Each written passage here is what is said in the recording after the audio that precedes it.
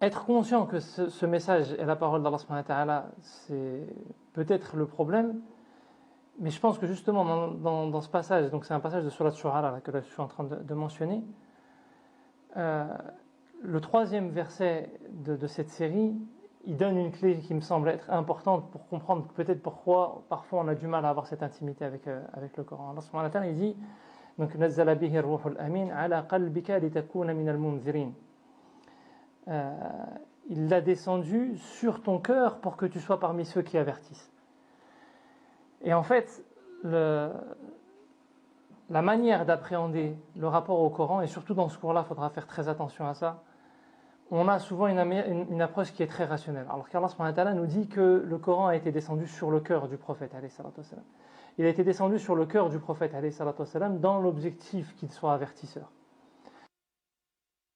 Donc, la première des clés, c'est qu'il faut faire très attention, quelle que soit l'étude que l'on fait, quel que soit le rapport au savoir que l'on peut avoir, de toujours essayer d'avoir un rapport, surtout de cœur, avec le Coran. L'approche rationnelle, elle est importante. Étudier, apprendre ses cours, avoir de la régularité, avoir de la discipline, j'en parlerai tout à l'heure, c'est fondamental. On ne chemine pas sans discipline. Mais on va étudier beaucoup de choses tout au long de l'année. Et parfois, il y aura du travail à fournir. Parfois, on va être dans forme 1, forme 2, construction comment le passé, le présent, le ceci, le cela. Il y aura des exercices à faire. Et on risque de peut-être rationaliser un peu trop les choses. Il ne faut jamais oublier l'objectif fondamental de tout ça, c'est que nos cœurs soient réceptifs au message d'Allah subhanahu wa ta'ala. Parce que c'est la parole d'Allah subhanahu wa ta'ala, et la parole d'Allah subhanahu wa ta'ala, elle peut se comprendre rationnellement, mais elle s'adresse au cœur. Donc on va passer à côté de l'essentiel si on se focalise que sur une approche rationnelle de la parole d'Allah subhanahu wa ta'ala. Et pour pouvoir la comprendre spirituellement, je vais mettre des guillemets sur spirituellement, parce que le cœur c'est au-delà de simplement spirituellement, Allah subhanahu wa ta'ala il dit ala qalbika litakuna min al-munzirin, afin que tu sois parmi ceux qui avertissent. Et je vous disais au tout début, ceux qui ont la capacité d'aider les autres, faites-le.